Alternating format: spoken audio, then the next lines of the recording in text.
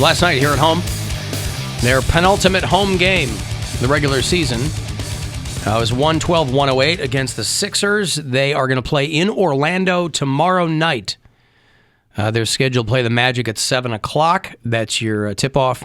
6:30 is when the pregame will begin here on MMS. And then they play the Nets in Brooklyn on Friday. So they have Wednesday and Thursday off. And then they'll come back home to play a game, last game of the regular season against the Bucks. The Milwaukee Buckaroos on Sunday. I assume that would be an afternoon game. It says TBD, but I assume that would be afternoon. Bucks Cavs on Sunday. And then we'll see how the postseason shakes out for those guys. Thursday, we'll have a short show. Our friend Gab Cruz will sit in with us. Mary's gone all week. But Thursday, it's a 4:10 first pitch. It's the Guardians season opener in Kansas City. They'll play the Royals there.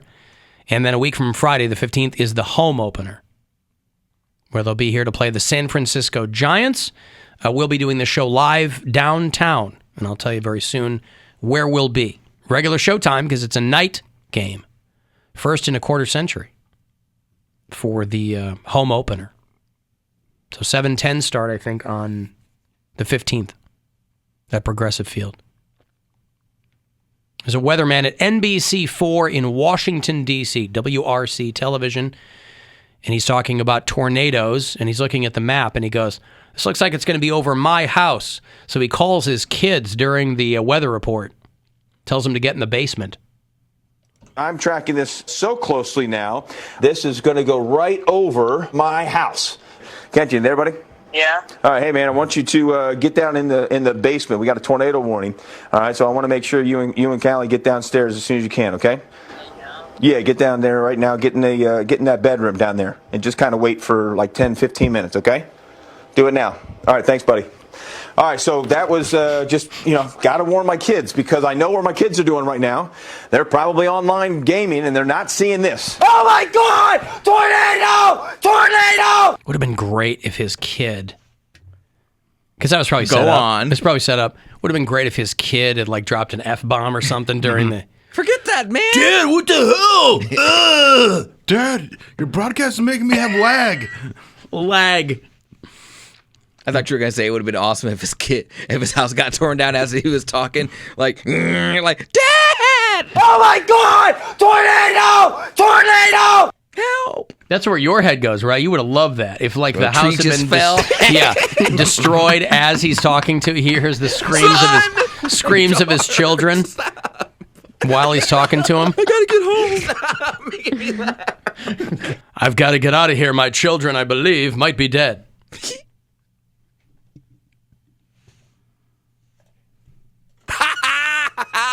His favorite. He loves it. He loves it. Like, let me take over. Death and destruction. Well, while he's checking on to see if his kids are squashed, I'll be Squashed. See if his kids are squashed. I'll be taking over the rest of this news broadcast. Yeah. So, the latest on Wendy Williams. You know it's the weather report, right?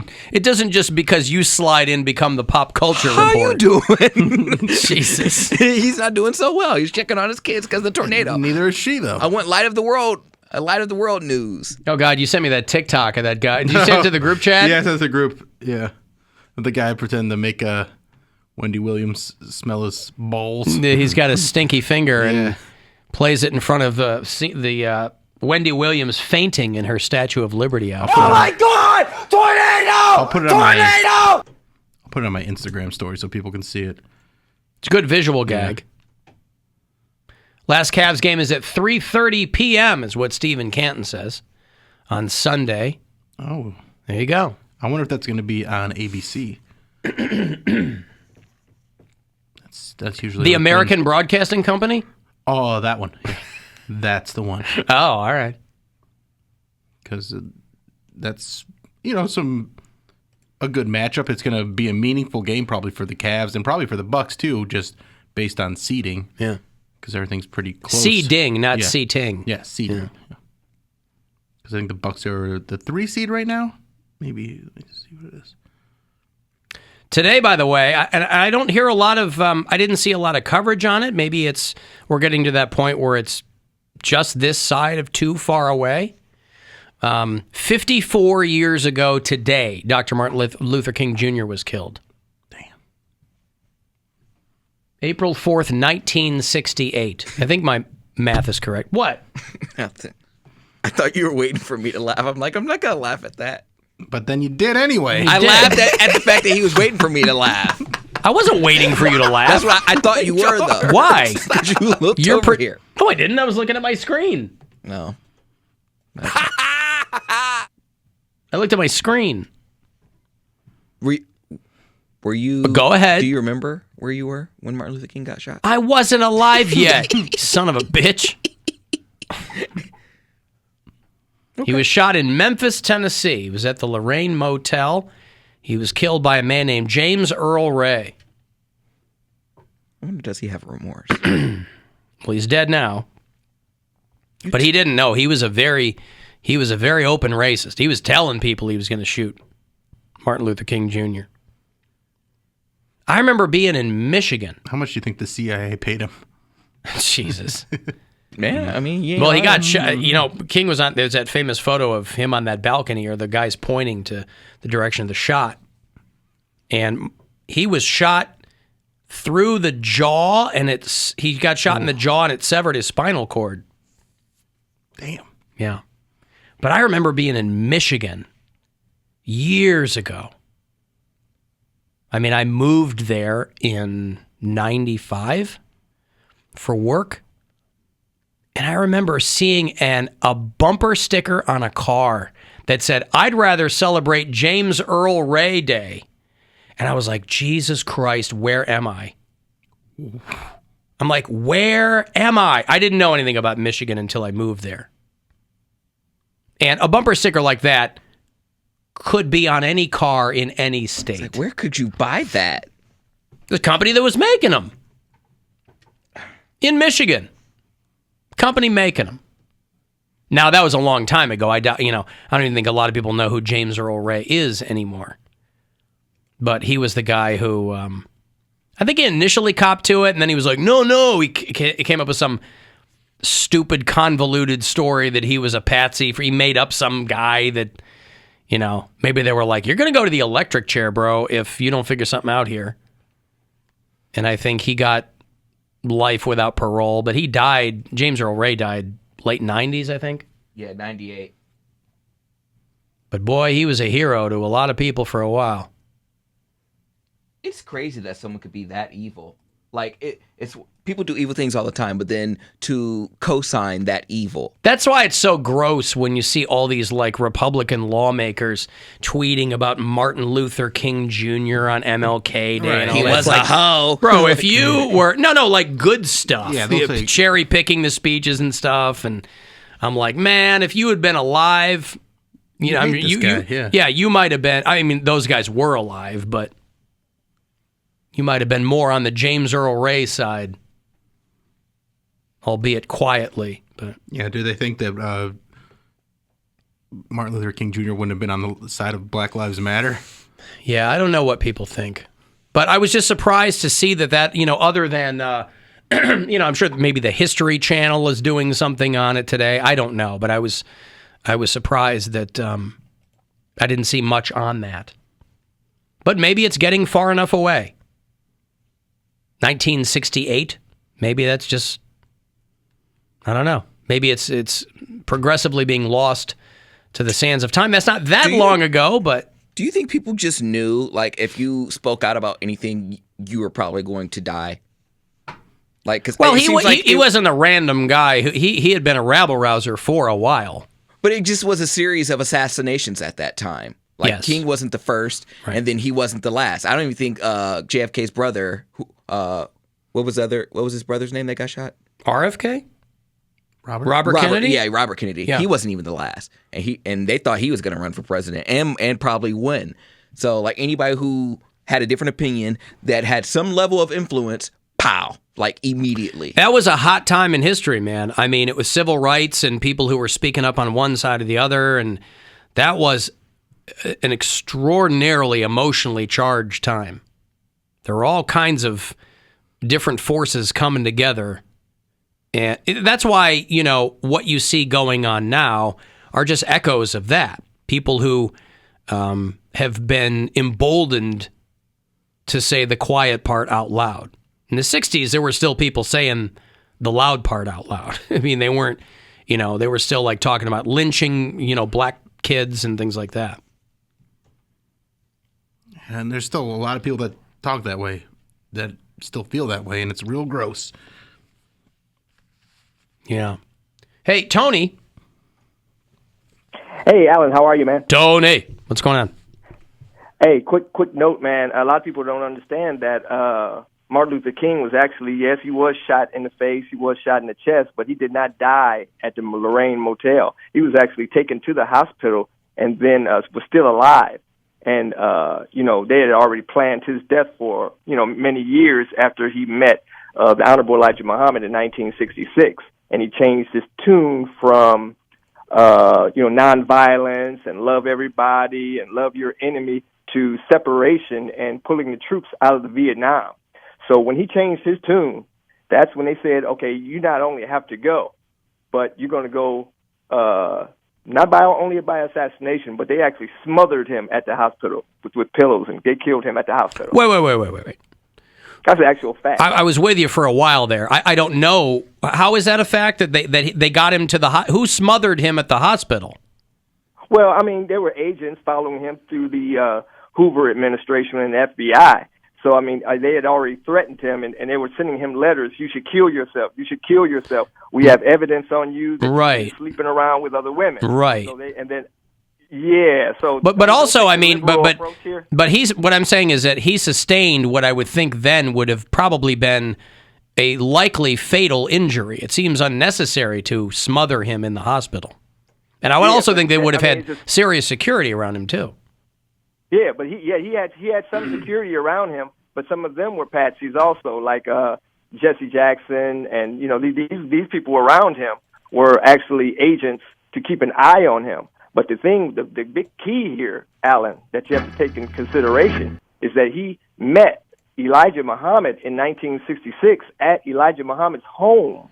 And after Elijah Muhammad spoke to him and told him that we need to separate from these people are not going to give us freedom, justice, and equality. You're actually integrating your people into a burning house. And then he came out and said that. I think I'm integrating my people into a burning house. And so he changed his tune. And then that's when they were already following him anyway, but then they really started concentrating on following him after he started speaking about international affairs and international policy. And that's when they said, okay, he's got to go now. They had to walk a really fine line. I mean, again, Elijah Muhammad wasn't a guy that they had to kill either. I mean, his own body took care of that. He had like everything. He had diabetes and asthma and all kinds of crap. But so he wasn't long for this earth. But I mean, Nation of Islam. I grew up with Louis Farrakhan living on the south side of Chicago, and they had to walk a real fine line between how far you could push what you were talking about, to your point, and when they were going to come and get you. All right, listen. Hey, thank you, Tony. I appreciate the call. There's a rabbit hole to go down there. I don't want to go down it, but I was going to say the Nation of Islam. Don't they just believe that they can't achieve their goal with help from white people? They refer to us as white devils. Well, y'all as white devils, correct? Who? Like Nation of Islam? Uh-huh. Yeah, but that organization also kind of got in, depending on who was running it, because Elijah Muhammad, and then it was, he was Malcolm X's mentor, and Louis Farrakhan, and Muhammad Ali, and I mean, so all these guys that were becoming more informed or militant about black rights or black separatism, as it were. People who were like, look, we are not going to, there's no future for us integrating. So there were a lot of black separatists. Yeah, so the FBI would have jackets on those guys. What was their solution? To form their own country or to take out some whiteys? No, it wasn't about taking out whiteys. It was like, look, we've got to look out for each other and for ourselves, it would get progressively. Here's where it got weird, though, because what you'd end up with is okay, it's not enough. You know, a guy like Louis Farrakhan, who's like blatantly anti-Semitic as well. Yep. So it's not just enough to be like, black folks got to look out for each other because white folks aren't going to do it. It was like, the damn Jews are, it always comes back to the Jews. You would think that worldwide, blacks and Jews would make natural allies. There's no two groups of people globally who are more maligned than black people and Jews. But for some reason, Louis Farrakhan went all in on the anti-Semitic. He's not alone in that, obviously. But he also works with Scientologists. So if he doesn't like white people and he doesn't want to work with white people, he certainly will make a lot of money with them because he indoctrinated a lot of people into Scientology from that. From what I hear. Louis Farrakhan, and I don't know anything about that. I watched Leah Remini's documentary on it. And she was like, here's where the Nation of Islam and Scientology intertwine. They use the teaching of L. Ron Hubbard to push on their people. I'm not that knowledgeable about it. I watched like a couple episodes on it, but it's very interesting. When money comes into play, everything changes. Oh, yeah. Yeah. It's always the Jews. What? Well, Patrice O'Neill is named after a guy named Patrice Lumumba. People think, they're like, he always used to joke about how he had a girl's name. Mm-hmm. But he was named after Patrice Lumumba, who was this politician from the Congo who had been assassinated. But Muslim leaders at the time kind of threw him into the mix with all these other, they kind of drew an analogy between him and American civil rights leaders who were being, maligned by opposing forces. And that was the other thing, too, is you'd have these guys that were like, they couldn't keep it in their pants either. So you'd have these guys that were purporting to be one thing, but, they were knocking up women that weren't their wives, and, whether it was Martin Luther King or whether it was Elijah Muhammad or, Girls are pretty. Girls are pretty. It's hard to not. It's hard to keep your hands off them. And it's branding. They say all that stuff because it looks good. Branding. It's branding. More people will pay attention to you if you're like this. Gotta sell it. I guess. Yeah, but they weren't selling that part. That's stuff that. But it's also got to be difficult to maintain if you're somebody who's trying to lead any group of people. Got to be angry all the time. Well, no, not angry all the time. It's got to be tough you have to be a person of like almost an iron constitution to avoid the trappings of your power getting greater. That's got to be the toughest part. Because you're still a human being. What do you mean your trappings? Well, the like more influence you have with a group of people, the more power you have. Whether, it's got to be hard if you're telling people to act a certain way. I mean, you're not doing You have to be, you got to be laser focused, man. And I would think that it would be a rare human that could avoid that stuff. Because that's what they throw at all these guys. Oh, Martin Luther King was saying one thing, but he was poking everything that moved and blah, blah, blah. It's like, yeah, he was a human man. And it runs counter to a lot of the things that you're saying, but it's like, that's got to be tough the more influence you have with groups of people. To maintain that focus on what you started off trying to accomplish. It's not easy. He said, these hoes. Was that the speech? I forgot that part of it. These hoes. Yeah, that's the B side. All right. Hoes waiting on my porch when I walk outside. Jesus. Then I get in my car, there's another hoe in the back seat. Yep. He nailed it. Poundcake is nothing if not a student of history. That's right. I've got to take a break. You want to get the last word in? Send me a text 35192 and